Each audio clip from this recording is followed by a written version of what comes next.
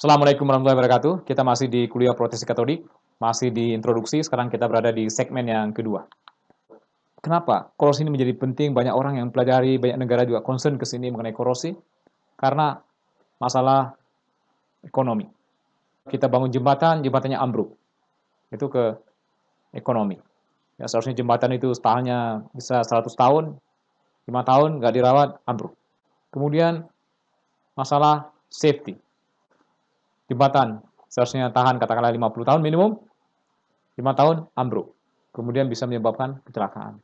Ada orang di situ mungkin yang meninggal karena masalah ini, korosi. Kemudian berikutnya adalah mengenai konservasi. Kita lihat sebelumnya baja itu berasal dari alam. Kalau misalnya kita tidak rawat, dia kembali lagi ke alam. Artinya kita harus menggali lagi biji besi, memproses kembali, kemudian menjadi baja, nggak dirawat, kembali lagi ke alam. Jadi untuk konservasi dari sumber daya alam. Kerugian yang diakibatkan oleh korosi ini ada dua, ada langsung, ada tidak langsung. Itu kerugiannya. Ini kalau misalnya kita lihat di negara-negara lain, seperti apa kerugian atau biaya yang dikeluarkan untuk perawatan mengenai korosi ini dalam satuan miliar US dollar. Di sini di Eropa, ini di Amerika sendiri, ini di China sendiri. Indirect cost ini tidak langsung berhubungan dengan material yang kita ganti perasaan dia berkarat. Misalkan kita punya, katakanlah paku, paku itu berkarat, kita hanya mengganti satu paku. Itu bukan itu. Tapi ini yang indirect. Indirect ini biasanya lebih mahal dibandingkan dengan direct. Contoh yang indirect ini. Pabrik tiba-tiba berhenti. Bagian dari pabrik tersebut yang rusak, termasuk juga biaya manusianya untuk mengganti material-material yang berkarat ini. Itu biasanya lebih rendah dibandingkan dengan kehilangan dari produksi. Contoh yang lain, kita melakukan eksploitasi dari minyak. Ya, dipompa minyaknya. Sudah sampai ke permukaan. Kemudian dari permukaan ini di suatu lokasi, itu akan dikapalkan di pelabuhan menggunakan pipa. Tiba-tiba pipa itu bocor. Kalau misalnya Anda ganti pipanya, itu lebih murah harganya dibandingkan dengan Anda kehilangan produksi, kehilangan untuk menjual misalkan. Setiap hari Anda lihat aja berapa dolar yang mengalir. Seharusnya itu dolar itu mengalir ke pelabuhan, tapi karena pipanya rusak, dolarnya tidak jadi mengalir ke pelabuhan. Anda nggak bisa dapat uang, Anda nggak bisa mengapalkan. Ya, itu kerugian yang tidak langsung, yang biasanya jauh lebih besar dibandingkan dengan untuk mengganti pipa itu sendiri, untuk mengganti material itu sendiri. Itu menjadi perhatian masalah korosi ini. Pabriknya tiba-tiba katakanlah meledak, gitu. Itu ya kehilangan produksinya, itu dua-duanya ya, kehilangan produksi juga, kemudian pabriknya juga bisa butuh biaya besar untuk membangun kembali.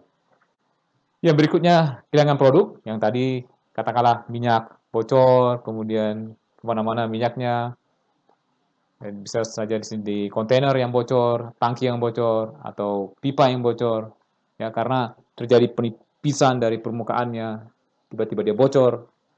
Ya, selanjutnya juga bisa material ini merusak lingkungan, berbahaya terhadap lingkungan, ada orang yang celaka, lingkungan juga harus diperbaiki, banyak orang yang komplain. Kalau misalnya di dunia itu di Indonesia ada Greenpeace yang protes.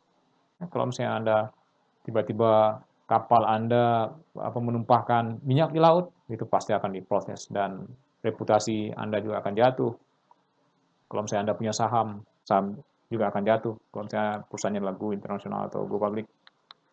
Kehilangan efisiensi, ya contoh di sini, misalkan di dalam ya, pipa ini banyak produk korosi, dia tidak bisa lagi melakukan transfer panas, kemudian terkontaminasi dari produk yang akan kita buat, bisa sabun di sini, bisa untuk terutama untuk industri farmasi, nggak mungkin kan kalau misalnya kita buat obat, kemudian obat ini bercampur dengan karat.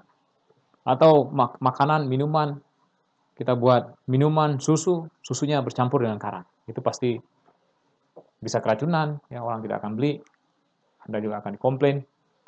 Over design, itu biasanya karena kita tidak punya informasi mengenai berapa sih laju korosinya, yang seharusnya kita pasang tiangnya sebesar ini cukup, ya kita pasang tiangnya sebesar ini. Itu juga biayanya jadi meningkat, ya, karena over design ini. Kemudian selanjutnya kerusakan tetangga kita. Misalkan kita tadi, ya ini udah disampaikan sebelumnya, di pipa, ya itu bocor kemana-mana, kena lingkungan yang mana-mana, mengotori lingkungan, masyarakat juga akan protes. Itu merupakan indirect, jadi biaya yang tidak langsung. Biaya yang langsung, itu biasanya kita menggantikan. Jadi kalau misalnya ada bagian itu yang rusak, kita gantikan. Yang kedua, selain menggantikan material, kita juga harus melakukan proses pencegahan. Misalkan kita harus rajin mengecat, salah satunya di sini adalah contohnya adalah cathodic protection yang kita bicara di kuliah ini, kemudian juga mengenai inhibitor. Yang ketiga ini menggunakan material-material yang tahan korosi. Ini contoh yang dikeluarkan di China tahun 2014, ini dipublikasi tahun 2017. Kita lihat yang paling banyak biaya untuk penanganan korosi ini adalah di cat. Cat itu nomor satu. Kita tahu bahwa yang paling mudah mencegah korosi adalah cat. Kenapa cat? Karena tidak ada kontak antara logam dengan lingkungan. Kita putuskan kontaknya, nggak ada kontak. Kalau misalnya ada air jatuh, tidak mengenai permukaan dari baja. Artinya baja itu aman. Cat itu yang paling banyak. Dan cat itu yang paling mudah. Kalau misalnya Anda punya pagar, apa yang Anda lakukan terhadap pagar Anda? Cat. Sering-sering ngecat. Ya, Anda rawat. Misalkan, katakanlah setengah tahun sekali, Anda ngecat kembali, setengah tahun lagi, Anda ngecat kembali. Saya yakin bahwa pagar Anda itu akan awet. Tapi kalau misalnya Anda ngecatnya 5 tahun sekali, begitu Anda ngecat pertama, ngecat ke 5 tahun kemudian, mungkin bagian-bagian dari pagar udah nggak ada. Ya, suatu saat Anda harus ganti semuanya pagar. Anda tinggal milih. Saya ngecat, katakanlah setahun sekali atau setengah tahun sekali, atau saya ganti semuanya setelah 5 tahun gitu. Anda tinggal pilih gitu. Itu juga di sini juga sama di korosi ya. Yang kedua yang mahal, mirip dengan cat, disebut dengan perlakuan permukaan atau surface treatment. Surface treatment ini contohnya adalah galvanize. Jadi baja dilapisi dengan seng. Itu juga mirip dengan cat sebenarnya coating. Karena laju korosi dari seng ini lebih rendah dibandingkan dengan besi. Tetapi di sisi yang lain, seng ini juga bisa sebagai anoda, dia juga bisa melakukan proteksi katodik. Atau kita sering lihat kursi dilapisi dengan kromium ya. Jadi baja dilapisi oleh kromium. Itu juga termasuk dalam surface treatment. Banyak sekali contoh-contoh yang lain dari surface treatment ini. Kemudian yang ketiga ini memilih material-material yang tahan. Jadi misalkan, oh ini harus menggunakan baja tahan karat. Ini harus menggunakan super alloy. Karena lingkungan seperti ini. Bisa saja, itu yang mahal. Ini adalah cara-cara yang dikatakan dengan elektrokimia, electrochemical protection. Ini termasuk proteksi katodik salah satunya. Proteksi katodik itu hanya di sini. Jadi sebenarnya yang paling concern itu adalah cat. Cat itu nomor satu atau pelakuan permukaan itu nomor dua ini di China ya. Di Indonesia saya tidak tahu persis apakah kita punya data seperti ini atau tidak. Seharusnya ya, tugas kita lah sebagai orang Indonesia untuk membuat data seperti ini. Jadi yang proteksi katodik itu ada di bagian ini. Kemudian ini dengan menggunakan minyak atau oli. Ini biaya korosi di Amerika sepertinya. Jadi ini bagian-bagian apa saja untuk utilitasnya yang mereka harus keluarkan di tahun ini juga gak lama, tahun 1998 kalau tidak salah. Ini juga sama, biayanya berapa miliar US dollar ya. Di sini saya tidak terlihat, ini terlalu kecil. Juga sama, banyak hal yang mereka mungkin Anda kalau misalnya melihat di PPT atau di PDF itu akan lebih kelihatan. Ini dikatakan kembali tahun 1998 dia mengeluarkan 276 miliar US dollar. Kemudian di tahun ini udah 1 triliun US dollar. Berapa rupiah kali 14.000? Di sekitar 14.000 triliun rupiah. Itu mereka keluarkan untuk korosi. Jadi concernnya memang banyak sekali. Dan orangnya kalau misalnya kita lihat di Amerika juga banyak, mereka punya asosiasi NES. Di Indonesia juga ada Indocor, Indonesian Corrosion Association. NES itu di Amerika, National Association Corrosion Engineers, yang biasanya merupakan kiblat dari banyak orang di dunia untuk melihat seperti apa perkembangan proteksi korosi yang ada di Amerika. Kemudian kalau misalnya dibandingkan dengan GDP-nya, ini di masing-masing negara, ini di US, 2,7% dari GDP adalah untuk korosi. kemudian India 4,2%, di sini ada Eropa, ada Arab, ya. Arab itu terutama itu karena industri minyak, itu pipa biasanya dicegah dengan menggunakan reagen tertentu untuk memperpanjang berpakai dari pipa untuk macam-macam ya, untuk operasi di perminyakan. Kemudian di China 4,2%, di Rusia 4,0%, di Jepang, kemudian sini eh, Makau, ya lain-lain ya. Kemudian ini di dunia lain, termasuk mungkin Indonesia itu ada di sini. Itu biaya yang dikeluarkan untuk korosi. Korosi ini juga berhubungan dengan kita, berhubungan dengan manusia, dengan safety, keamanan. Jadi kalau misalnya salah desain, bisa tiba-tiba kalau misalnya kita tidak rawat, jembatan itu ambruk. Kecelakaan pesawat, ini mohon maaf ini yang masih hangat di Indonesia. Kecelakaan dari Sriwijaya, ini dari suatu sumber ada mengatakan bahwa sempat diperingatkan bahwa Boeing 737 yang sudah agak lama itu bisa terkorosi di suatu bagian yang dekat dengan mesin sehingga bisa menyebabkan kegagalan dari mesin tersebut. Ini bisa saja terjadi. Ya, jadi terjadi kecelakaan pesawat juga sama seperti ini, itu juga karena korosi udah campur aduk di situ ya. Kemudian terjadi ledakan yang hebat, kemudian pipa yang isinya adalah uap air tiba-tiba pecah mengenai orang, itu juga bisa menyebabkan korban jiwa. Contoh jembatan yang ambruk, tapi ini jelas nih warnanya juga udah coklat, udah berkarat, ambruk, nggak dipantau dengan baik. Ini juga sama kalau misalnya dilihat beberapa bagian juga sudah berkarat, yang mungkin nggak dicat, nggak dirawat, ya akhirnya orang juga bisa menjadi tenggelam. Ini contoh kapal ya, kapal kita sering kadang-kadang mendengar berita kapalnya tenggelam ya karena bocor. Kalau misalnya terjadi kegagalan, siapa saja yang bertanggung jawab atau apa yang bisa disalahkan? Yang paling besar itu biasanya karena desainnya baru, materialnya baru, atau prosesnya baru.